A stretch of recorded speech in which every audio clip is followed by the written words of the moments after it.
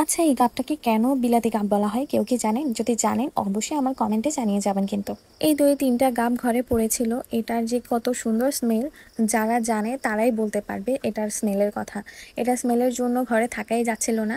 মানে যখনই আমি কিচেনের দিকে আসি, এটার স্মেল আমাকে মনে করিয়ে দিচ্ছে যে এটা ঘরে আছে আর এটা খেতে হবে।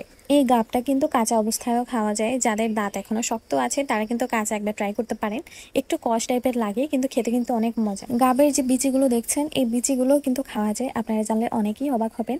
আর যারা আমার মতো ছোটবেলায় খেয়েছেন তারা কিন্তু এটা অবশ্যই জানার কথা। পুকুর ঘাটে যে সিঁড়িগুলো আছে, ওই সিঁড়ির মধ্যে বিচিগুলো ঘষে ঘষে লাল অংশটা যখন চলে যাবে, ভিতরে সাদা অংশটা কিন্তু খেতে ভীষণ মজা লাগে। এই তো কথা বলতে বলতে গাবগুলো সব আমি কেটে নিলাম। এবার সবকিছু একটা প্লেটে উঠিয়ে নিচ্ছি। ঢাকায় থাকলে তো কিনে খেতে হয়, কিন্তু গ্রামে যেহেতু গাছ আছে, গাছ থেকে পেড়ে খাওয়া যায়।